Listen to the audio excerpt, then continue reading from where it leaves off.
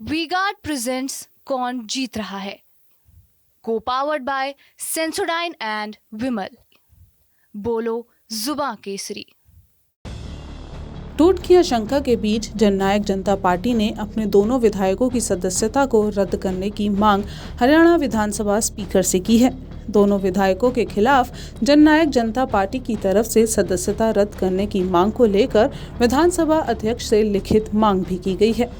JJP के दो विधायक रामनिवास सुरजाखेड़ा और जोगीराम सिहाग ने कुछ दिन पहले बीजेपी के साथ सार्वजनिक तौर पर राजनीतिक मंच शेयर किया था। नरवाना में बीजेपी की रैली में रामनिवास और हिसार में जोगीराम सिहाग ने बीजेपी प्रत्याशी के लिए वोट मांगे थे।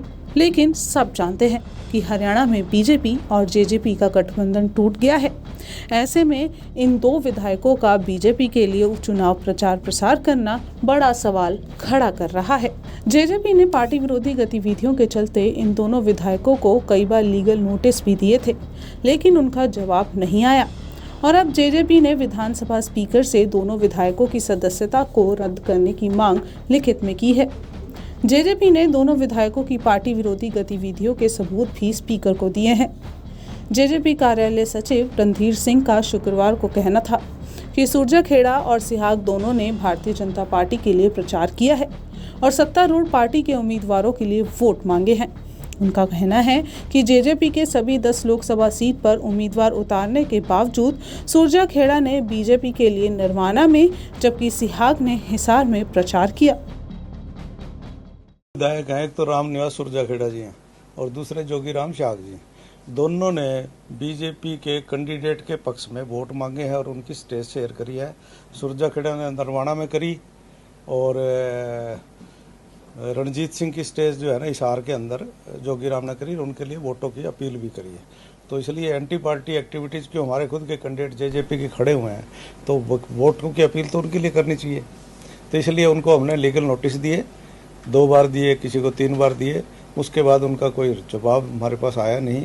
इसलिए हमने 10th शेड्यूल जो है एंटी डिफेक्शन लॉ का, उसका 21A के तहत हमने स्पीकर जो बीइंग ए ट्रिब्यूनल के नाते इसका फैसला करें, तो उनको हमने एप्लीकेशन इनकी सदस्यता खत्म करने के लिए डाली।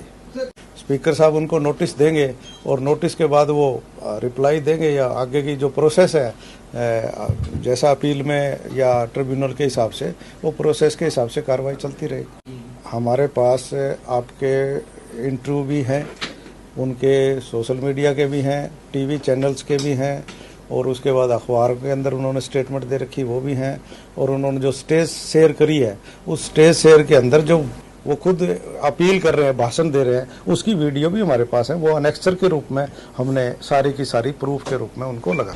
जेजेपी का कहना है कि इन दोनों विधायकों को जेजेपी के लिए प्रचार करना चाहिए था, लेकिन वो बीजेपी के लिए वोट मांग रहे हैं।